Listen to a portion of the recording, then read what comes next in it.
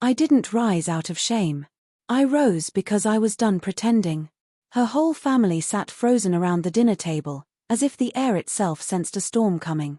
Her brother, Adil, leaned back in his chair, wearing that smug grin he always flashed when he thought he had the upper hand. Just minutes earlier, he'd mocked my career, my income, even the fact that I had married up. He expected me to crumble, to bow, to apologize for a disrespect I never gave. Instead, I moved toward him, calm, deliberate, icy. His smirk told him he'd won, that I would plead. I didn't. I bent slightly, locked eyes with him, and said one sentence. One line that made his confidence vanish in an almost poetic instant. But before I reveal it, you need to understand this. I wasn't always this person. Adil had once been like a brother. In the early days of my marriage, he joined us for dinner, laughed with me, talked work, offered advice. I defended him, even when my wife complained he meddled too much. I told her, his family. That's what family does. I truly believed that. But loyalty is fragile, and some people only value it when it benefits them.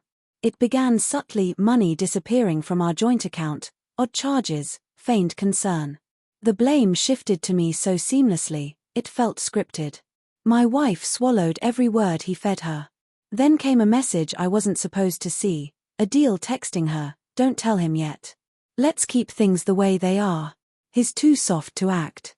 They thought I was soft. That night, pain struck first, then silence, then clarity. I didn't confront. I observed. I absorbed. I plotted. For months, I gathered evidence, bank transfers she assumed I hadn't noticed, WhatsApp backups she forgot were synced, screenshots of her conversations with Adil, voice recordings of him calling me a useful idiot, and a contract signed by both of them using my identity to secure a family loan. That was the tipping point. Legally, she had tied herself to fraud. Financially, he had implicated himself. Emotionally, neither knew I already knew. I played the quiet husband, the unsuspecting Mark. Meanwhile, I built my escape like an engineer constructing a bomb. At the table, Adil insulted me, mistaking composure for weakness. My wife shouted, assuming compliance. "Apologize to your brother, or leave my house." Her house, funny, since my name wasn't on a single document anymore. I rose, walked to him, leaned in, forcing the whole room to lean closer too, and whispered, "Adil, check your bank account." He blinked, puzzled. Then her phone buzzed. Then his wife's. One by one, faces drained of color. Moments before standing, I had already executed step 1, freezing every account tied to their fraudulent loan legally, perfectly, irrevocably.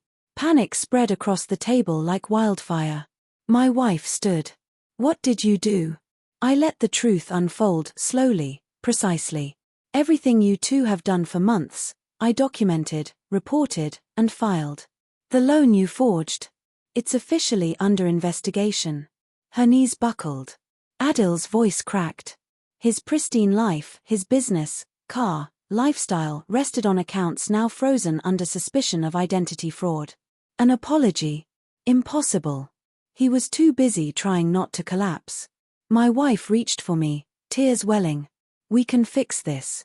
Please, remove the report." I stepped back. "You chose your brother.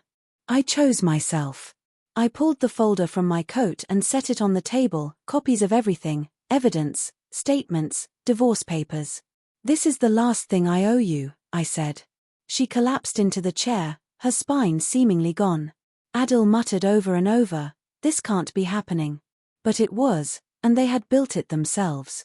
I left the house without raising my voice once. Real revenge doesn't yell. It doesn't strike. It reveals. It lets the betrayers drown in the truth they created. People ask if I regret it, if I miss her. I don't.